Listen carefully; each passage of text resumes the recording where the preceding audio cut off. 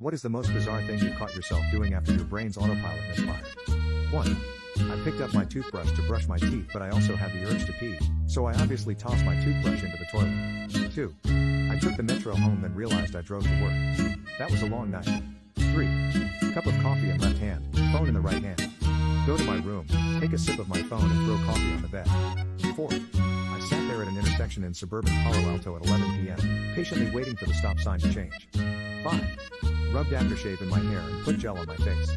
The worst part was that after I put the aftershave in my hair, I laughed at myself and thought, what was all that about? And then added the hair gel to my skin. 6. Was jogging late at night. A guy reached out his hand in front of me as I